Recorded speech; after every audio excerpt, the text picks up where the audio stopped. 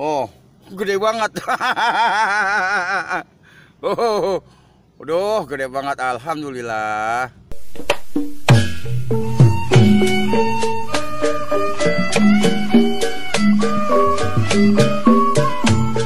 Alhamdulillah kena teman-teman. Oh, aduh, wah ini ada sangkutan, lumayan nih, banyak sangkutannya bang dia bang. 1, 2, 3, alhamdulillah kena sangkutan. Kena sangkutan aman teman-teman tuh.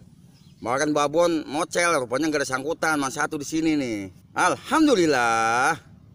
Nah teman-teman, di sini juga saya akan menjelaskan secara ilmiah kenapa kok cotton bud bisa dapat ikan teman-teman. Di sini saya jelaskan secara ilmiah supaya teman-teman bisa paham. Nah ini adalah cotton bud teman-teman. Ini cotton bud. Nah cotton bud ini buat ngorek kuping teman-teman. Nah barangkali teman-teman kupingnya banyak kotoran, bisa dikorek dengan ini. Dan barangkali juga teman-teman ada yang belum tahu rasanya tai kuping seperti apa.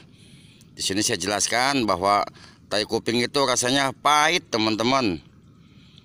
Saya udah nyoba beberapa kali dan ternyata rasanya nggak berubah, tetap pahit. Nah cotton bud ini kita potong-potong teman-teman. Nah kita potong-potong jadi kecil-kecil seperti ini. Kita ambil contohnya seperti ini teman-teman. Nah ini cotton bud yang sudah dipotong-potong. Nah ini menir teman-teman. Sini saya jelaskan, bisa ambil. Nah di sini ada menir dan cotton bud teman-teman. Nah sehingga cotton bud itu terkampul masuk atau tersaru, kampul masuk kalumpase atau kampul masuk, tersamarkan teman-teman. Nah sehingga ikan mengira bahwa cotton bud itu adalah menir. Nah menir ini bahasa ilmiahnya adalah Anchuranus brasos teman-teman. Nah Anchuranus brasos. Dampak buruk mancing dengan menggunakan cotton bud atau menir, yaitu kita harus sering-sering menaburkan ini teman-teman, menir seperti ini contohnya. Nah kita taburkan ke sana. Nah begitu teman-teman. Dampak buruknya adalah bisa merusak habitat ini, empang. Kenapa? Karena keseringan diuruk, lemparan itu kan sama juga nguruk. Nanti empangnya lama-lama jadi cetek teman-teman. Jadi dangkal karena diuruk pakai menir terus. Itu dampak buruk bagi lingkungan. Dan dampak buruk juga bagi ikan. Kenapa? Karena menir ini keras teman-teman. Tidak seperti lumut, menir ini keras. Sehingga di perut ikan itu tidak mudah untuk dicerna. Karena pencernaan ikan itu tidak seperti organ tubuh manusia, di mana manusia itu memiliki usus 12 jari, usus besar, dan juga usus kecil. Kenapa begitu teman-teman? Ya karena ikan 3 jari kan, ikan 3 jari bagaimana ususnya besar sih? Kalau ususnya besar berarti kebesaran usus. Begitu juga ikan juga tidak memiliki usus 12 jari seperti manusia. Karena ya rata-rata ikan yang kita dapatkan 4-5 jari.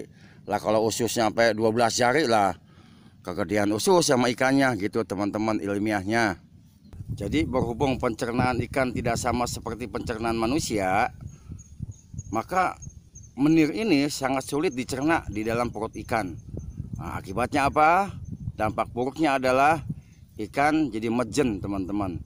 Kalau boker atau beol atau BAB dia keras, mejen.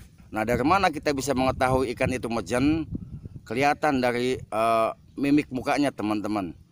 Jadi ketika dia ngedan itu kan mukanya tuh tegang, merah, seperti banyak menanggung beban hidup. Apalagi kalau dia bokernya sambil pegangan tiang, wah itu mejennya udah parah teman-teman. Nah kalau sering dikasih menir, sering makan menir, itu mau tidak mau karena sering mejen, ikan bisa ambeien teman-teman.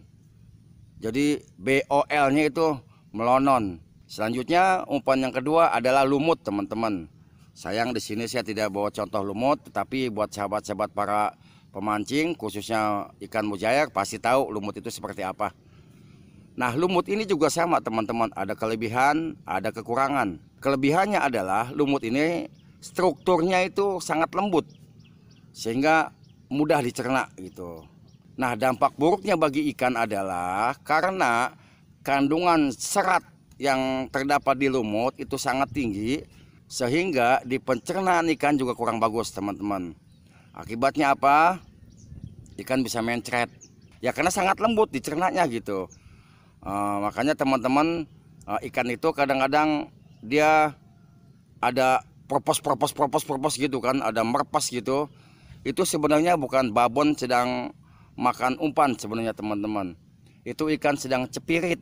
Karena cepirit itu kan perpaduan antara dan gas beserta cairan teman-teman.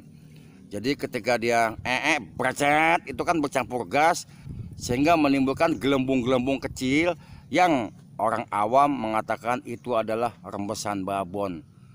Padahal itu nila lagi cepirit teman-teman, kebanyakan makan lumut. Cacing, biasanya para penghobi mancing ikan khususnya mujair itu tidak asing juga dengan yang namanya cacing, baik cacing susu, cacing kebo, cacing elur, dan cacing-cacing yang lain.